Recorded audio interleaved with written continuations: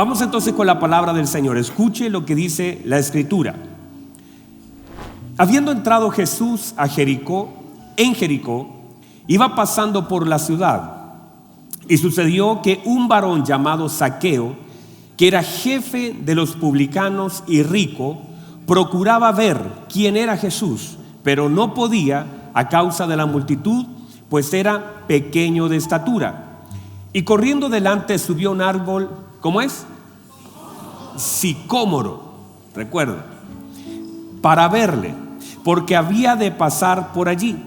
Cuando Jesús llegó a aquel lugar, mirando hacia arriba, le vio y le dijo: Zaqueo, date prisa, desciende, porque hoy es necesario que pose yo en tu casa.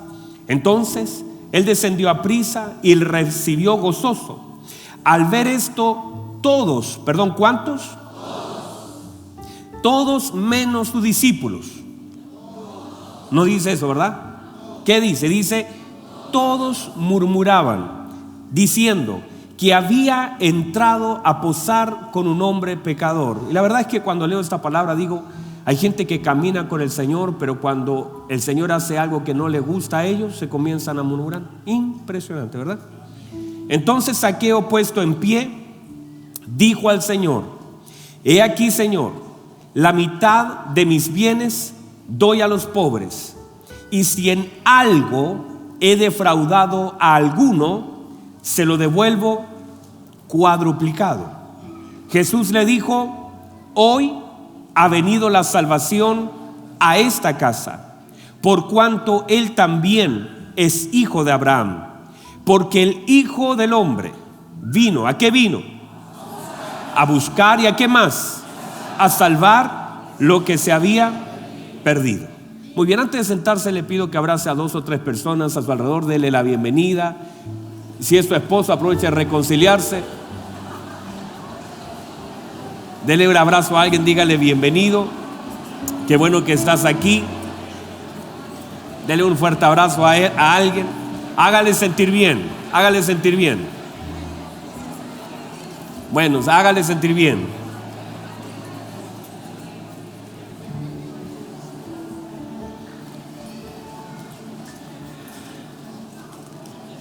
Muy bien, y si ya lo saludó, recuerde solamente saludar, no le cuente sueños, solo salúdenlo.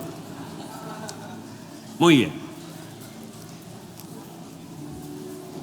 Puede tomar asiento, muchas gracias.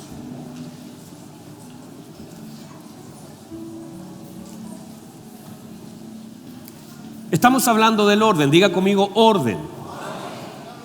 El orden es una oportunidad de Dios para que podamos ver y disfrutar de su gloria.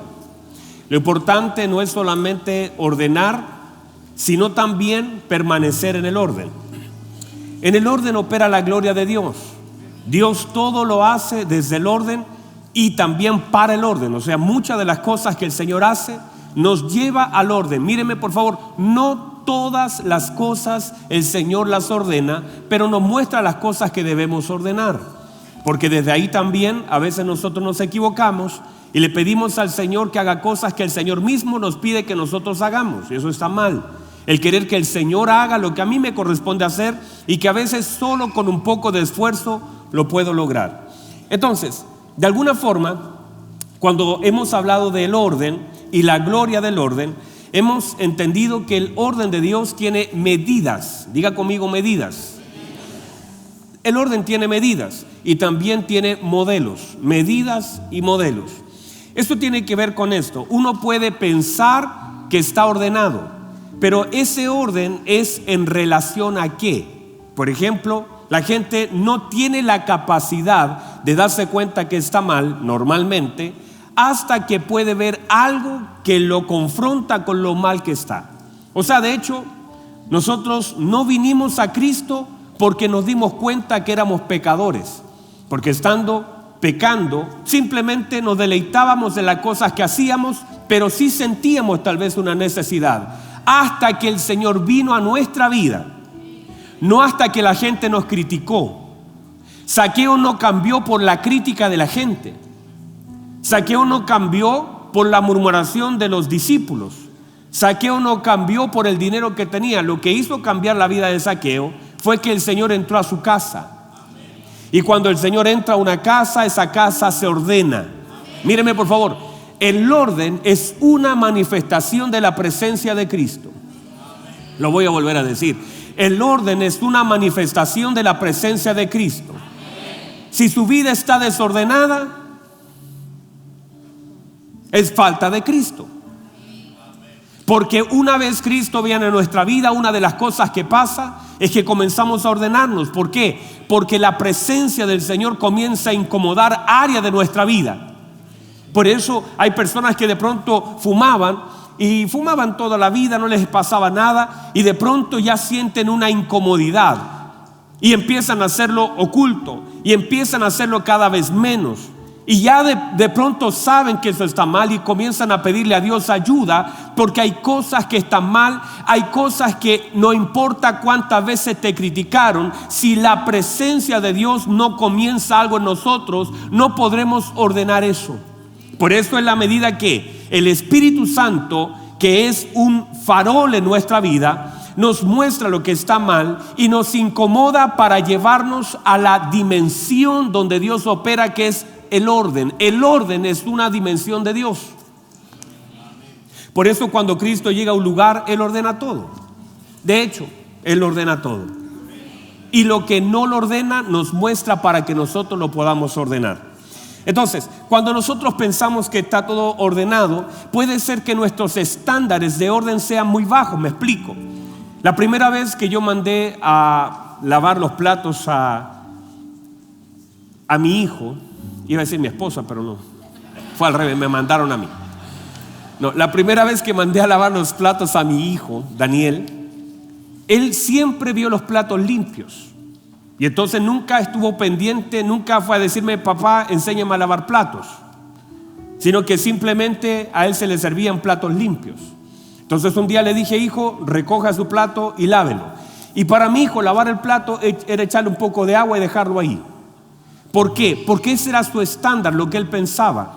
Entonces ahora le tengo que mostrar, y a través del mostrar, eso es un modelo. Alguien que le muestra el cómo. Por ejemplo, nosotros cuando empezamos a hacer aseo en la iglesia, nosotros dijimos, hay que hacer aseo. Pero el aseo que usted piensa no es el mismo aseo mío. Hay personas que dicen, pastor, está muy limpia la iglesia. Y yo digo, está muy sucia la iglesia todavía. Amén, dijo, no, pero no diga amén, no me diga. Voy para acá. Digo, porque el estándar, entonces, ¿qué hicimos? No, sí, hemos estado complicados con algunas cositas, pero míreme, el estándar es el siguiente. ¿Qué hicimos nosotros? Si yo le digo a usted, por ejemplo, hermano, ¿nos ayuda con el aseo de la iglesia? Usted dice, claro, pastor. ¿Y qué sería eso? Barrer. Pero quizás el estándar que nosotros hemos puesto es aspirar, barrer, trapear, qué sé yo, perfumar. Y ese es cada uno tendrá. Hay gente que entra a un lugar y dice, uno le dice a su hijo, ordena tu pieza. Y él queda mirando y dice, pues está ordenada. ¿Por qué? Porque son estándares diferentes, ¿sí o no? No, nadie me ayuda. Son estándares diferentes, ¿verdad? O sea, para mí algo puede estar limpio y para otro puede estar, todavía le puede faltar. Entonces, todo tiene que ver con estándar. El estándar de Dios es diferente al estándar del hombre. Por eso un hombre puede pensar que está bien hasta que se compara con un estándar divino. Y todos los hombres podrían. Por eso usted, por ejemplo, no se puede comparar con ningún personaje bíblico. Hay personas que justifican sus pecados, y usted nunca puede hacer eso.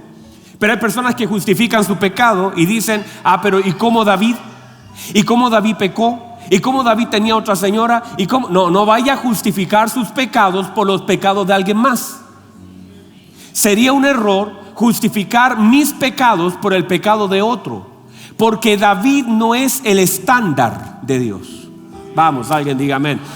David no es el estándar de Dios. Moisés no es el estándar de Dios.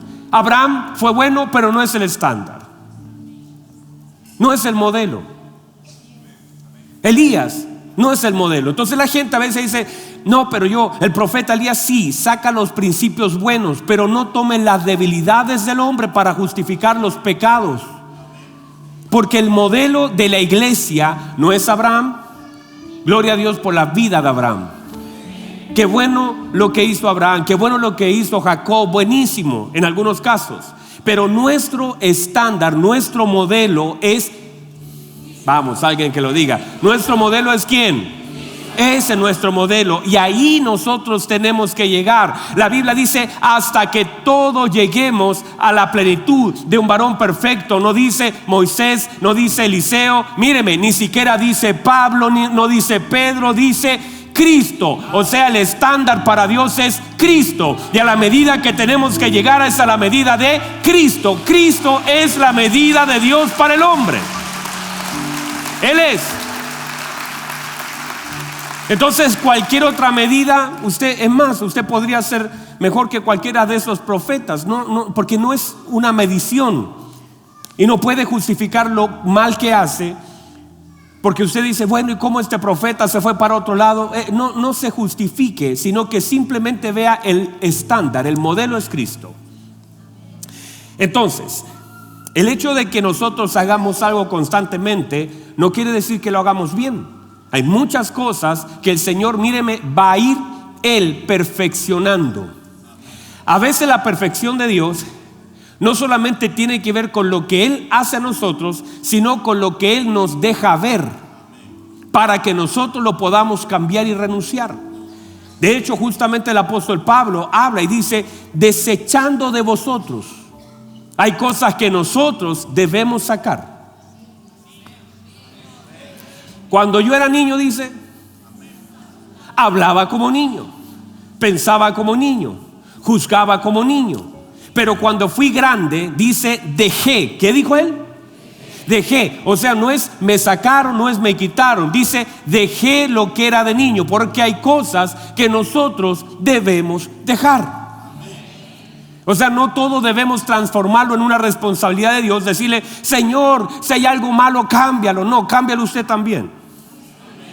Porque eso es entender que tengo una responsabilidad. Ay, Señor, hágame más puntual. No, sea responsable con el horario. Mire que a veces Dios abre puertas con su mano poderosa y nosotros las cerramos con nuestra irresponsabilidad. Y después andamos llorando por lo que no tenemos y le echamos la culpa al diablo y a Sabanás.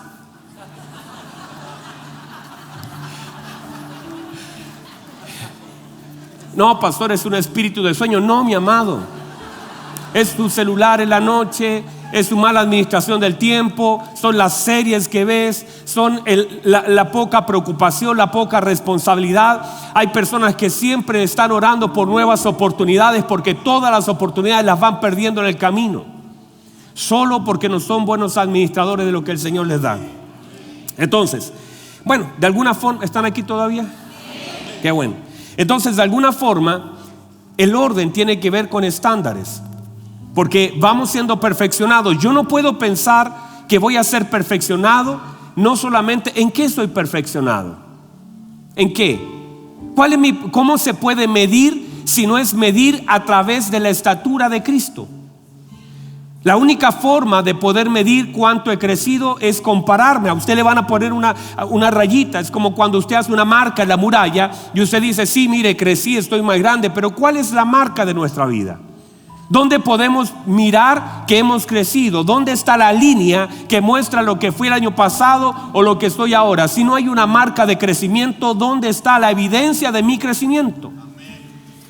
Pégale un codazo a su hermano, dígale, te están hablando. De hecho, de alguna forma, cuando el apóstol Pablo le escribe a Timoteo, le dice, ¿te escribo para qué?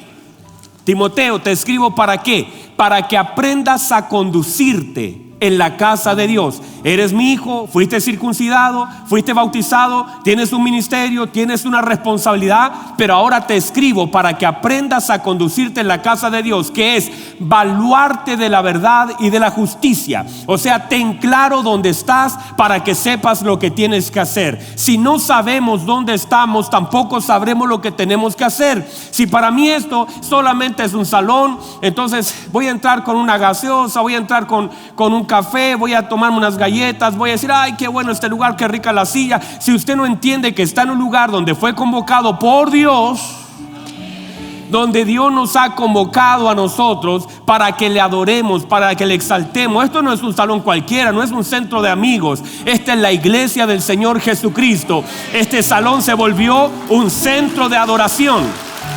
Vamos, dígame a eso. Es un centro de adoración.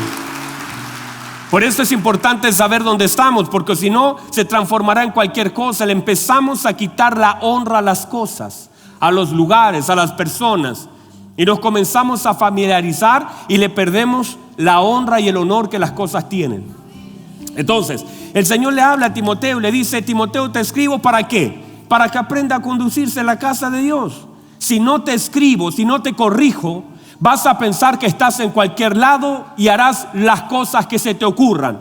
Pero para que entres en el orden de donde estás, te tengo que decir que la casa de Dios, y ojo, que no era, en ese tiempo no era un salón como esto, eran pequeñas casitas, aposentos que se preparaban, pero para Pablo no era una pequeña casa, no, para Pablo ese lugar era la casa de Dios, el lugar donde se congregaban los santos, el lugar donde es yo no sé si hay alguien acá, pero este lugar es un lugar consagrado para Dios. Y cuando nos reunimos, este lugar se transforma en un lugar lleno de la gloria del Señor, porque ahí donde hay 2 o 3 congregados en su nombre, el Señor dice, yo estoy ahí.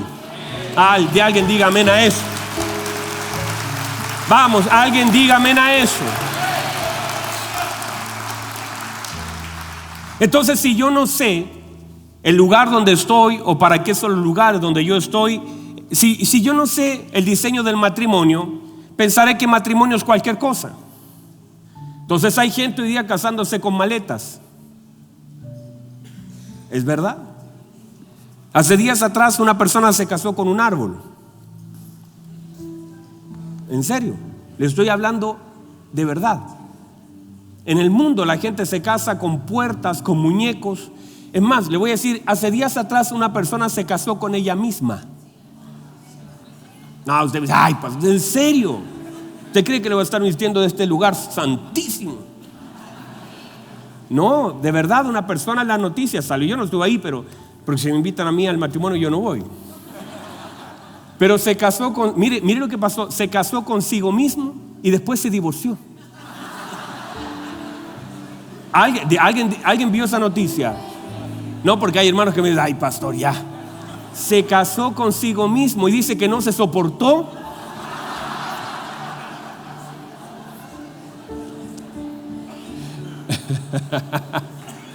Pero esto es en serio. Pero usted sabe que eso es así, ¿verdad? Se casó consigo mismo, no se soportó y a la semana se divorció. Qué cosa la gente, hermano. Entonces, ¿por qué pasa esto? Porque la gente puede llamar matrimonio a cualquier cosa. La gente llama amor a cualquier cosa. La gente llama relación a cualquier cosa. Entonces necesitamos ¿qué cosas para poder definir lo que es amor? Parámetros.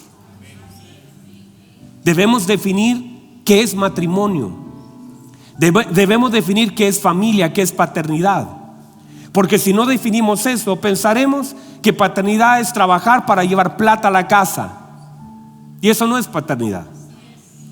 Pensaremos que matrimonio es ponerse un anillo en el dedo, ponerse un vestido y vivir juntos. Eso no es matrimonio. Eso lo podría hacer cualquier persona. Entonces, ¿cómo definimos lo que es bajo los parámetros del Señor? Porque lo único que rige nuestra vida como hijos es la palabra del Señor. Y desde allí sacamos la verdad de qué es un pastor, de qué es un hermano, de qué es una familia, de qué es matrimonio, de qué es trabajo. Todas esas cosas nacen desde la verdad de la palabra del Señor. Entonces, estos diseños de Dios, míreme, estos diseños de Dios tienen que ser integrados. No solamente los debemos aprender, sino los debemos integrar. Porque si yo lo sé pero no lo integro, es como tener una pastilla y no tomármela. Es como tener un auto y no manejarlo. O sea, tengo que integrar ahora la información y hacerme parte de esa información. Entonces, estas cosas son de las más importantes. Diga conmigo, integración. Entonces no es solamente el hecho de, míreme, lo que el Señor transformó mi vida, porque la obra del Señor viene por un cambio de naturaleza, pero también por la formación. Una cosa es que fuimos nosotros transformados. Ayúdame, mi hermano. Una cosa es que fuimos transformados. Estábamos muertos, fuimos transformados. Pero ahora viene la formación. Una cosa es la transformación y otra cosa es la formación. Y en la formación está la integración de las cosas que ahora tengo que hacer, porque se me está pidiendo algo en esta nueva naturaleza que antes no podía dar. Por eso usted no puede ir donde un borracho a decirle: deja de tomar porque es pecado, porque ese borracho lo va a quedar mirando y le va a decir: a mí qué me importa que sea pecado, voy a seguir tomando. Usted puede ir donde alguien a decirle que deje lo que está haciendo, pero para él es normal, es común y eso le genera placer. Por eso no hay una demanda sobre aquel que no conoce al Señor, sino que ellos están ya afuera, están perdidos, están muertos. Pero una vez que nosotros hemos sido alcanzados por la gracia del Señor, comienzan las demandas del Señor sobre su casa. Yo no puedo pedirle nada al vecino de al frente, no puedo ir a la casa del piso más abajo a decirle: mire su hijo. No, yo no tengo autoridad sobre el departamento del frente ni del lado. Yo tengo autoridad sobre mi casa, sobre mis hijos y un poquito también sobre mi esposa. Pero, dígame, ayúdenme. Pero así también Dios de alguna forma ejerce gobierno sobre sus hijos, señorío sobre sus hijos. Pero si alguien no le reconoce como Señor, ¿qué cosa? No se puede. Pero ahora nosotros en Cristo debemos no solamente asumir la naturaleza de Cristo, sino que adicionalmente seguir los parámetros de esta naturaleza. Ok, ¿estamos ahí? Entonces, el Señor Jesucristo a través de esto vino ¿a qué? A revelarnos. Diga conmigo, vino a revelar. ¿A qué vino el Señor? Dos cosas importantes. Número uno, nos vino a mostrar al Padre. ¿A quién nos vino a mostrar? Okay. El Padre. Él vino a revelar al Padre. Y también, y eso es hermoso, porque hablamos de la paternidad de Dios y todo lo que Él hizo, nos restituyó y mil cosas, todo eso. Pero no solamente nos vino a mostrar al Padre, sino que también nos vino a mostrar la revelación del Hijo. Y que creo que ahí está carente la iglesia, porque ya creo que la iglesia comenzó a entrar en el entendimiento de quién es su Padre. Y quién es Dios, que no es solamente un juez que juzga, es un Padre que recibe, que perdona, que ayuda, que sustenta, que provee, que sana, que nos levanta, que nos ama. Pero ahora no es solo eso, sino que míreme, tenemos que aprender a ser hijos. Lo vuelvo a decir. Tenemos que aprender a ser hijos. Y aquí está el desafío de la iglesia. Porque usted puede tener el mejor padre y usted no saber comportarse como un buen hijo. Y ahí tiene que venir una luz para mostrarnos lo que el modelo Cristo nos mostró acerca de qué es ser un hijo. Porque el problema es que nosotros fuimos hijos y seremos hijos toda la vida. En el caso mío, de mis padres. En el caso tuyo tendrá padres. Pero ahí está la distorsión que se provoca de gente que tuvo un padre que se fue, un padre que abandonó, un padre que fue borracho, un padre que fue violento, una madre que se, qué sé yo, todas esas cosas que vivimos. Entonces nosotros fuimos tomando una conducta como personas y de pronto dejamos y no aprendimos a ser hijos. Y se genera esto, mire, una parentalización, que significa que de pronto un hijo tomó un lugar casi de padre y ahora el hijo es padre de sus padres. Usted sabe de eso, ¿verdad? Entonces, al final, ese hijo que tendría que haber sido como apañado, tuvo que consolar a una madre porque estaba destrozada y comenzó a trabajar y fue el proveedor de la casa, y entonces ya no fue más hijo y perdió ese lugar. Entonces, cuando venimos a Cristo, hay cosas en nuestra vida que de hijo están distorsionadas. Entonces, en algunos casos, algunos de pequeñitos comenzaron a crecer muy rápido, salieron a trabajar muy pronto y les faltó la otra partecita. Entonces el Señor empieza a revelarnos al Hijo para que usted pueda, míreme, por favor, mire, usted pueda descansar. Porque la verdadera paternidad de Dios ofrece descanso en la vida de sus hijos. Usted pueda confiar como hijo, levantar una generación de hijos que confíen en su padre, que ese padre no se va a ir. Hijos que se levanten y sean capaces de cerrar los ojos y caminar, sabiendo que el padre no va a fallar, sabiendo que ese padre es perfecto. Y por eso el Señor le dijo a sus discípulos: sed pues vosotros perfectos, porque vuestro Padre que está en los cielos es perfecto. Porque en la vida del Hijo hay una demanda en relación a la paternidad. Y entonces el Señor nos ha metido en la revelación del Hijo para que nosotros podamos conocer qué es ser hijo. Y sabe, cuando eso llega a usted, míreme, hay gente que ni siquiera es tan incluso autoexigente consigo mismo que le cuesta equivocarse, porque cada vez que se equivocaba como hijo lo golpeaban, lo lastimaban, lo menospreciaban. De hecho, a veces nuestros hijos ocultan información para no perder el amor de un padre. Muchos hijos no hablan de sus errores.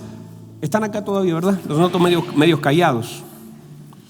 Y tratan de evitar hablar de sus errores con el fin de no perder el amor del padre. Pero usted, míreme, usted se puede equivocar. No es que no le estoy dando libertad, no digo. Uno se puede equivocar y saber que el Padre siempre nos dará una oportunidad para arrepentirnos. Yo puedo caer y el Señor me dice: yo te ayudo a levantar. No sé si contarlo. No sé si contarlo.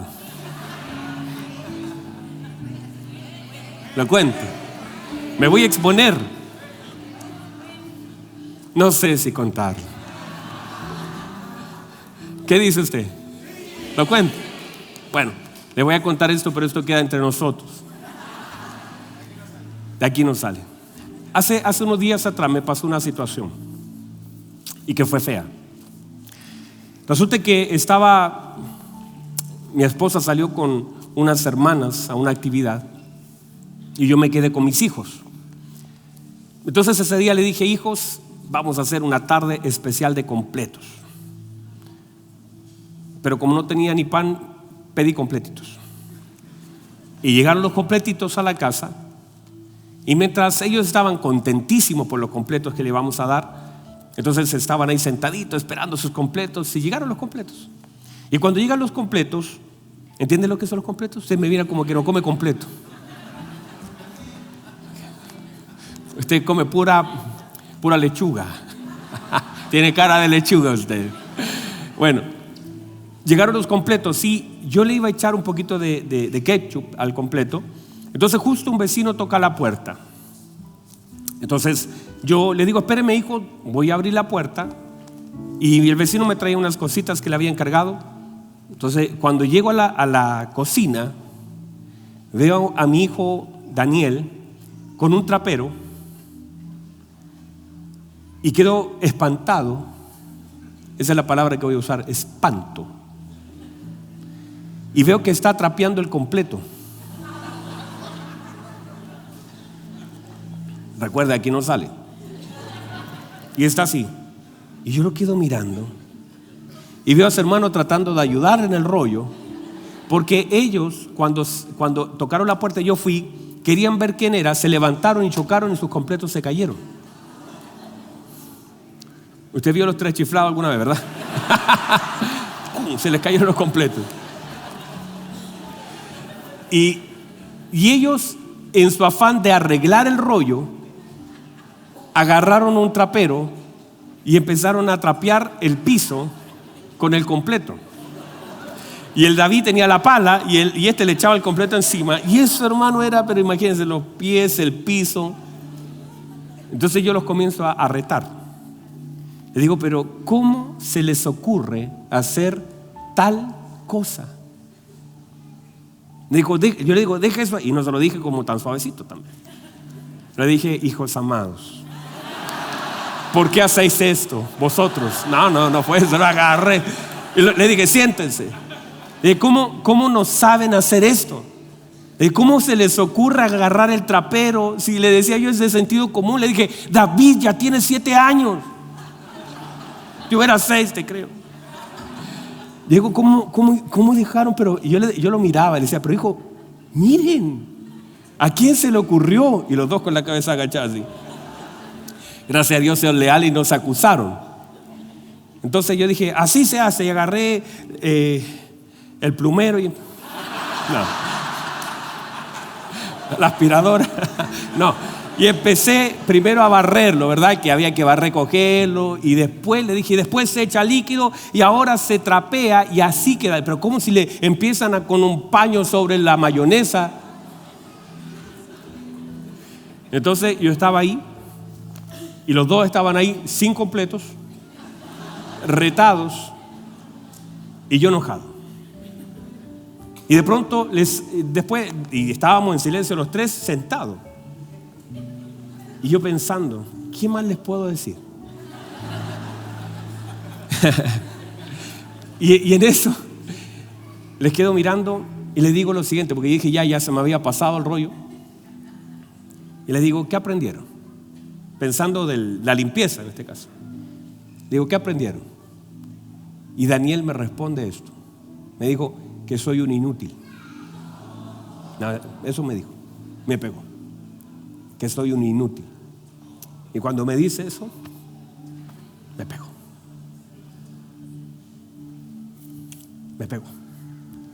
Entonces, yo le dije, eso no. Usted no es inútil. Yo no usé esa palabra, pero tal vez mi actitud lo hizo sentir así. Eso fue lo que él recogió. Entonces yo le dije, hijo, no, usted no es un inútil. Usted trató y lo que hice fue decirles esto. Le dije, vamos a pedir nuevos completos. Pero antes de eso quiero decirles algo. En realidad ustedes se equivocaron en la forma en que lo hicieron. Pero les voy a decir la verdad. Yo me equivoqué más que ustedes. El error más grande no fue el de ustedes, fue mío.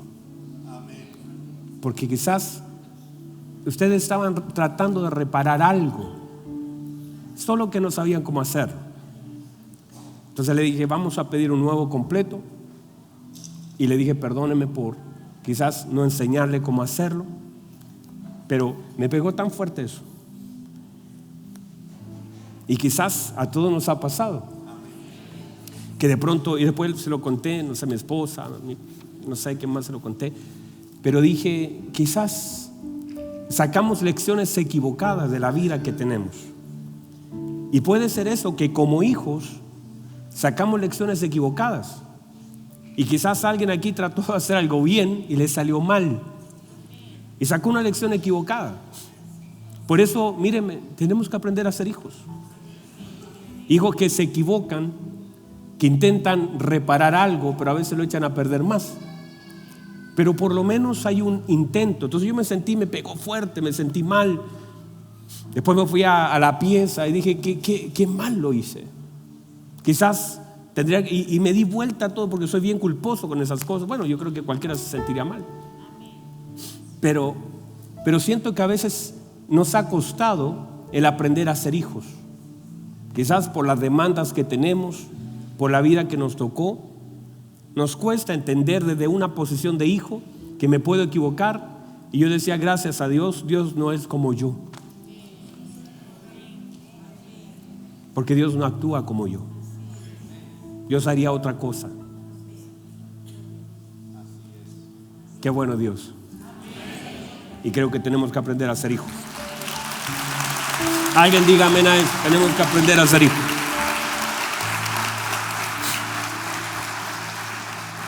Entonces, dentro de esto, el Señor Jesucristo nos vino a revelar lo que es ser un hijo. Nos vino a mostrar el amor del Padre. Nos vino a mostrar que un hijo de Dios no es solamente un asunto romántico, sino hay un propósito. Y además hay un servicio. De hecho, todos nosotros los que somos hijos de Dios, si lo somos, deberíamos servir a Dios.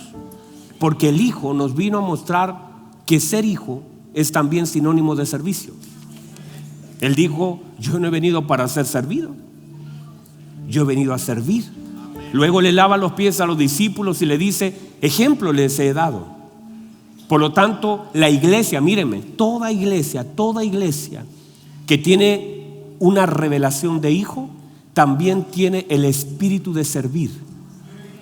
No puede ser que usted lleve años en un lugar y no le pase nada cuando ve a los hermanos ahí con sus capuchas afuera, muertos de frío, y están ahí haciéndole que usted se estacione. Algo le debe pasar de: ay, me gustaría estar a mí también ahí. Cuando ve a sus hermanos limpiar, ¿qué le pasa? Si no se le activa el hijo, porque el hijo se activa para transmitir su naturaleza y mostrar un modelo. Entonces toda la iglesia, todos, claro, hay personas que me dicen: pastor, pero yo todavía no puedo servir porque no estoy casado. Cásese. Pastor, es que todavía no puedo porque estoy arreglando cosas. Arréglelas. Pero no siempre use la excusa de lo que no ha hecho para hacer lo que tiene que hacer: servir al Señor y ubicarse en un lugar. Porque un día una hermana me dijo: pastor, yo quiero servir al Señor, quiero cantar con los adoradores. Y yo le dije: a ver, cántese algo. Le dije: no, usted no tiene el don. Y un día hicimos un casting con Simón, me acuerdo. Y yo, hermanos, decía: santo Dios, esta gente, no, hay que orar para que el Señor destape su oído. Y tuve que decirle a un montón de personas que hicieron un casting. Yo le dije: hermano, mire, con todo mi corazón, ustedes son hermosos hijos de Dios, tienen un lindo corazón, pero una voz que necesitan perfeccionar. Porque uno también tiene que encontrar su lugar en el cuerpo. Ay, alguien diga amén. Uno tiene que encontrar su lugar en el cuerpo. ¿Están acá todavía? Muy bien. Mire, entonces es importante, diga conmigo, integración. Me voy a apurar porque integración tiene que ver con saber dónde estoy y saber que donde estoy algo tengo que hacer. Por algo el Señor me trajo. Mire lo que dice Colosenses 1:27. Escuche. ¿A quién es Dios? No sé si está por ahí. Colosenses 1:27. Colosenses 1:27. ¿No? Ahí está. Dice: ¿a quiénes Dios? En todo caso yo lo escribí por si acaso, porque ¿a quiénes Dios quiso dar? No sé, es que falta ponerlo en la pantalla. Ahí atrás. Bueno, ahí está. Ahí, hermano. Dice: ¿a quiénes Dios quiso dar? ¿A qué?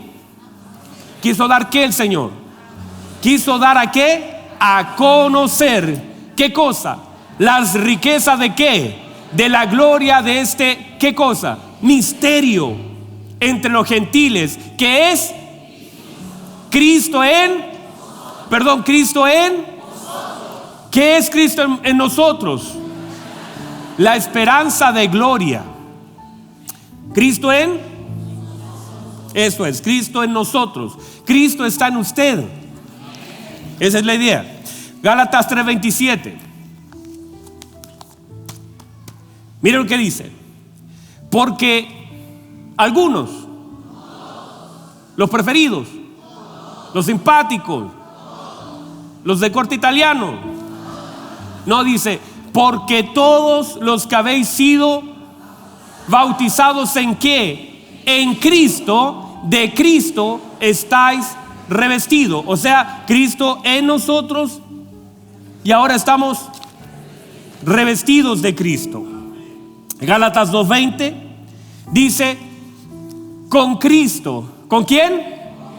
Con Cristo estoy juntamente crucificado, Y ya no vivo yo, mas Cristo vive en mí. O sea, mire lo que dice: estoy crucificado, estoy juntamente crucificado con Cristo, estoy juntamente crucificado. Y ahora dice: ya no vivo yo, mas Cristo vive en mí. Y lo que ahora vivo en la carne, lo vivo en la fe. Pero no es tu fe, es la fe del Hijo, el cual me amó y se entregó a sí mismo por mí. Hermanos, hermanos, Él se entregó a sí mismo por mí. Bueno, la idea general de lo que acabo de leer es de alguna forma que estamos con Cristo por todos lados. Estoy con Él, Él está en mí, yo estoy en Él, estoy revestido. Cristo, Cristo, Cristo, Cristo. Míreme, todo es Cristo. Estoy con Cristo aquí, Cristo está conmigo, Cristo está en mí. Cristo, Cristo lo es todo. Entonces, a veces nosotros operamos en la vida que tenemos como si Cristo estuviera fuera, como si estuviera lejos. Oramos a veces en forma tan equivocada y oramos como si estuviéramos tan lejanos, pero en realidad no. A veces el problema es justamente el entendimiento de que Cristo está en nosotros y de que estamos revestidos de Cristo. Y cuando eso no sucede, decimos: no, es que estoy como lejos del Señor. Lejos, si Él está en ti, ¿cómo va a estar lejos? Él está en ti, Él está en mí, Él está en nosotros, Él está en la iglesia, Él está en el cuerpo de Cristo, somos uno. Y por eso a veces el diablo te hace creer que está lejos. De no, es que me siento lejos del Señor. Él no está lejos, Él está cerca, Él está dentro, Él te cubrió. Si no fuera por Él no podría ni estar en pie. Él está contigo, Él te ha dado fuerzas, Él te ha levantado, Él te sostiene, Él te ayuda. Si no fuera por Él no estaríamos acá. Él nos ha convocado, nos ha ayudado, Él nos ha fortalecido. Él es Cristo en nosotros, es la esperanza de gloria. Alguien diga amén. Cristo en nosotros es la esperanza de gloria. Ahora, mire lo que dice Efesios capítulo 2. No sé si leerlo todo, lo voy a leer por acá. Es que hay dos versículos que son muy fuertes, pero es que todo Efesios 2 es tremendo. Déjeme leérselo todo. Y si no me dice amén, igual se lo voy a leer todo. Y Él os dio vida a vosotros cuando estaba. Alguien tiene que agarrar esta palabra, porque yo creo que usted se entusiasme con esto, por favor. Si no lo leyó, si lo vuelvo a recordar. Y Él os dio vida a vosotros, estando muertos en vuestros delitos y pecados, en los cuales anduvisteis en otro tiempo, siguiendo la corriente de este mundo, conforme al príncipe de la potestad del aire, el espíritu que ahora opera en los hijos de desobediencia, entre los cuales también todos nosotros vivimos en otro tiempo en los deseos de la carne, haciendo la voluntad de la carne y de los pensamientos. Mire lo que dice: y éramos por naturaleza hijos de la ira, lo mismo que los demás. Versículo 4, cambia la historia. Pero Dios hace un panorama de cómo estábamos, muertos, llenos de ira, desobedientes. Pero luego dice: pero Dios, que es rico en misericordia, por su gran amor con que nos amó, aún estando nosotros muertos en pecados, nos dio vida juntamente con Cristo.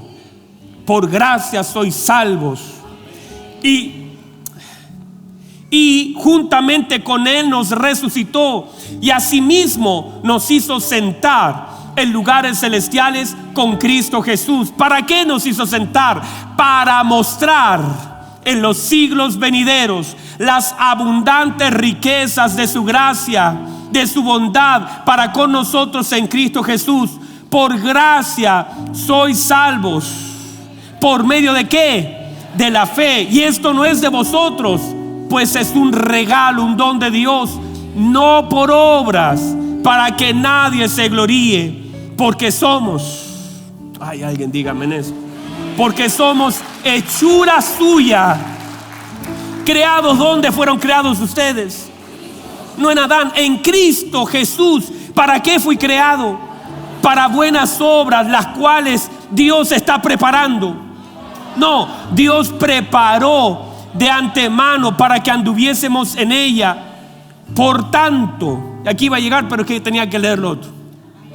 Por tanto, ¿qué debo hacer? Acordaos que en otro tiempo vosotros, los gentiles, en cuanto a la carne, erais llamado incircuncisión por la llamada circuncisión hecha con mano de carne.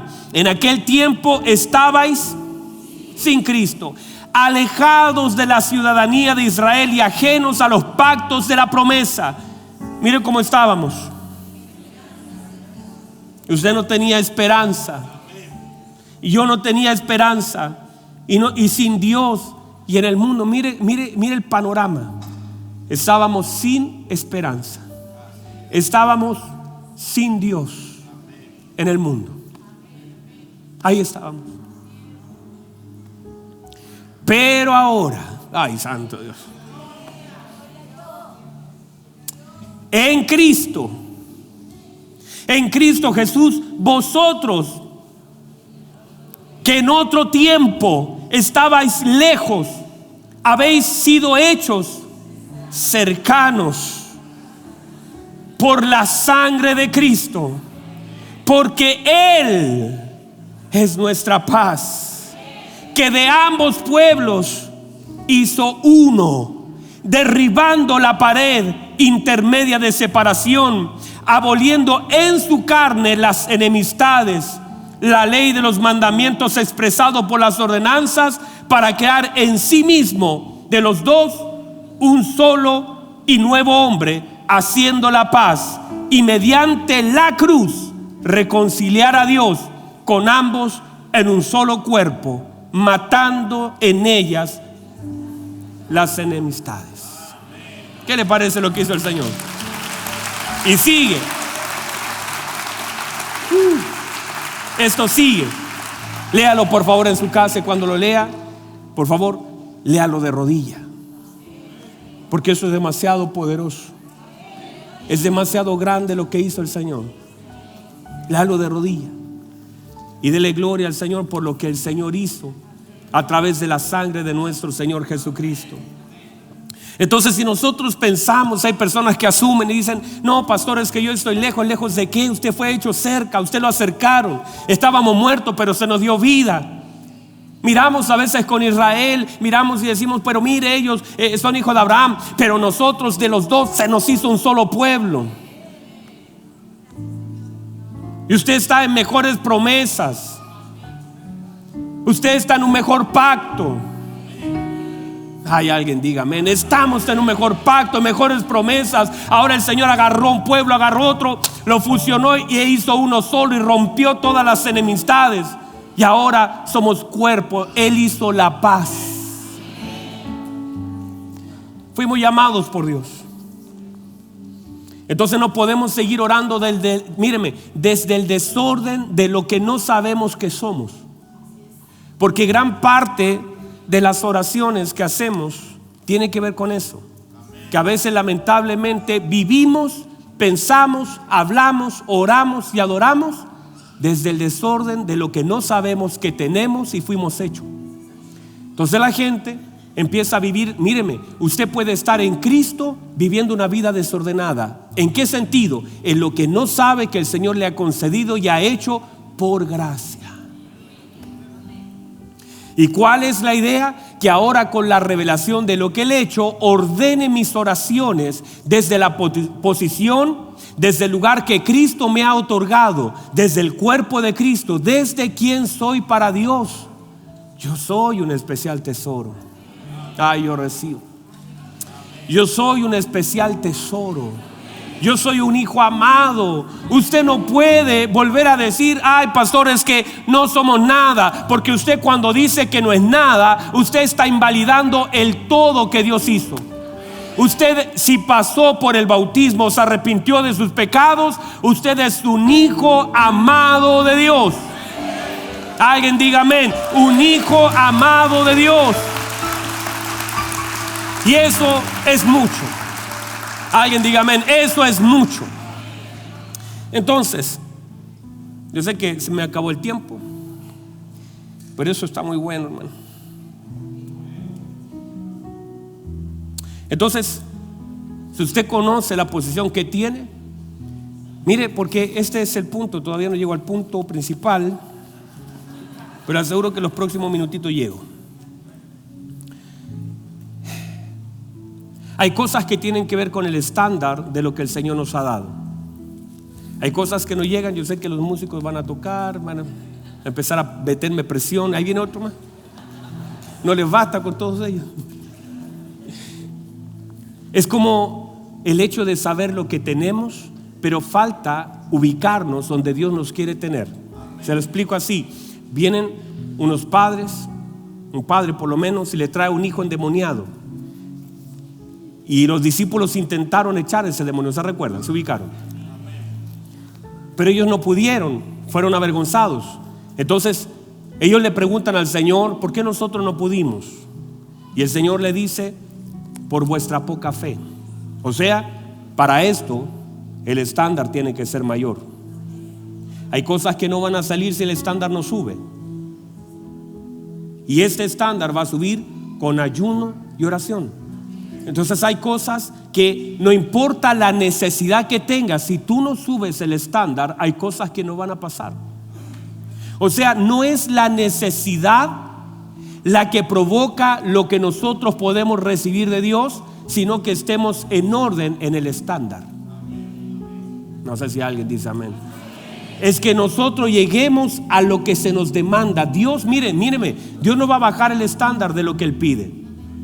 No alcanza. Bueno, bajémosle un poquito más. No, siempre las cosas tienen un lugar. Y en la medida que usted llegue a ese lugar, y esto es la fe, la búsqueda, son cosas que nosotros debemos entender que para Dios son importantes.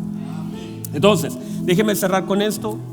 Póngase en pie, déjeme solamente cerrar con un par de principios. Es que no quiero dejarlo acá. Pero si usted de pie, por lo menos le va a bajar los nervios. Mire todo lo que me quedó. Entonces, diga conmigo estándar. Este bendito micrófono se me mueve. ¿Y cómo otra gente puede bailar con esto? Yo le digo el Chayanne a este micrófono. Y antiguamente bailaba y no se le caía, y a mí se me cae. Y ni me muevo. Entonces, Zaqueo tenía limitaciones para ver al Señor. Pero esas limitaciones, en realidad, simplemente se pueden transformar en tremendas oportunidades. Se lo voy a plantear así. Siempre Dios ha dejado árboles. Zaqueo ocupó uno. Nosotros podemos reclamar por aquello que no podemos ver, o podemos comenzar a ver lo que el Señor ha levantado para que podamos verlo a Él. Zaqueo ocupó un árbol, ¿cómo es? Un sicómoro. Pudo haber sido un manzano más fácil, ¿verdad? Pero ocupó uno de ellos. Usted debe entender que Dios siempre deja cosas para que las usemos para poder verle. Hay cosas que no vemos porque no las usamos. A veces la respuesta de Dios, yo recuerdo, siempre me viene a la mente la historia del hijo pródigo y la respuesta del padre. El hijo pródigo vuelve a casa pensando, diciendo: llegaré a la casa de mi padre, le diré: Padre, he pecado contra el cielo y contra ti, y ya no soy digno de ser llamado tu hijo. Padre, he pecado contra el cielo y contra ti, ya no soy digno de ser llamado tu hijo. Padre, he pecado contra el cielo y contra ti, ya no soy digno de ser llamado. Él venía con el discurso aprendido, porque él dijo eso y quería decir eso. Ahora, cuando llega donde el padre, le dice: Padre, he pecado contra el cielo y contra ti. ¿Verdad que le dice eso? ¿Y cuál es la respuesta del padre? El Padre no le habla a él. El Padre le habla a los siervos. El Padre no le dice: ay, hijo, qué bueno que recapacitaste, sino que la respuesta del Padre fue: siervos, tráigale el anillo. Siervos, tráigale un vestido. Siervos, tráigale un calzado. Y siervos, aprovechen de matar el becerro gordo. Entonces la respuesta del Padre al arrepentimiento del Hijo fue lo que el Padre le dio. Entonces a veces nosotros tenemos que aprender a ver la respuesta de Dios en lo que Dios nos ha dado. Hay gente que de pronto dice: Señor, háblame, dime si me amas, y está acomodando la almohada. Padre, dime si tú me amas, por favor, dímelo. Ay, qué rica la cama, gracias. No ve la cama. Padre, dime si estás conmigo. Padre, gracias. Padre, dígame si está conmigo. Está comiendo tremendo asado y está pidiendo: ay, Padre, dime si me amas, eligiendo la chaqueta. Padre, dime, por favor, necesito una seña de tu amor, háblame, Padre. Y está eligiendo los zapatos que va a usar, porque a veces no podemos ver la respuesta de Dios en lo que Dios nos da. Dios te está hablando por medio de lo que Él te permite tener. ¿Cómo Dios no te va a amar? Mira dónde te trajo, mira con quién te tiene. Quizás algunos de ustedes, quizás sus matrimonios tendrían que estar quebrados, y si tienes al lado a alguien ahí, si tienes tu padre, tienes un hermano, tienes alguien que te ama, tienes alguien que te cuida, si tienes una cama esta noche donde dormir, esa es la respuesta de Dios. Vamos, alguien diga amén. Esa es la respuesta de Dios a cosas que usted dice: Señor, dame una respuesta, una señal si me amas. Vamos, diga amén.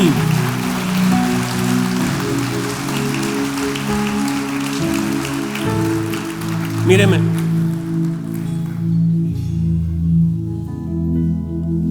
Dios siempre dejará plataformas para poder verlo. La adoración es un gran árbol, pero no toda la gente, aunque está ahí, no todos se suben a ver al Señor. El perdón es un árbol gigantesco. Está ahí, pero la gente no lo usa para ver al Señor. La misericordia es un árbol que está ahí, pero la gente no se quiere subir a él. La oración, qué árbol tan grande, pero la gente no lo usa. La gente no puede, dicen: quiero ver al Señor, pero tienen perdón, adoración, gratitud. Tienen, si yo pudiera, bueno, le dije a Luquitas que pusiera como árboles. Es como, está lleno de árboles. Dios nos dejó lleno de árboles para verlo a Él, pero no lo usamos. El arrepentimiento es un árbol para ver al Señor. El ayudar a otros es un árbol para ver al Señor. El amar a alguien es un árbol para ver al Señor. De hecho, una señora dice la Biblia, mire lo que dice la señora, que era una señora pobre, viuda, no tenía ni platita, pero ella, su generosidad, dice que sacó 2 blanquitas y las fue a entregar, y fue un árbol. A veces nosotros no usamos lo que el Señor nos dejó. Pablo y Silas estaban en la cárcel amarrados y usaron un árbol llamado adoración, y pudieron ver al Señor. Dios comenzó a hacer temblar esa cárcel. Debemos aprender a usar aquellos árboles que Dios ha dejado para que podamos ver al Señor. Hay cosas, obediencia. La obediencia te hará ver al Señor. El perdón te hará ver al Señor. La gratitud te hará ver al Señor. Entonces aprendamos a usar los árboles que el Señor nos ha dejado. Mire, le digo una cosa: Dios ha dejado un montón de árboles para que podamos ver al Señor. No reclame por lo que no ve. Súbase a los árboles que están delante de usted. Súbase a ellos. Adora al Señor con todo su corazón. Agradézcale. Bendígalo. Dele gloria, dele alabanza. Porque todo eso son árboles que nos permiten ver al Señor y disfrutar de su presencia. Alguien diga amén. Lo demás para el próximo mensaje. Vamos, levántele adoración al Señor. Vamos, dé la alabanza al Señor, levante la adoración. Vamos, vamos, vamos, iglesia amada. Dele gloria, dele alabanza. Súbase al árbol de la adoración, de la gratitud, de la honra al Señor.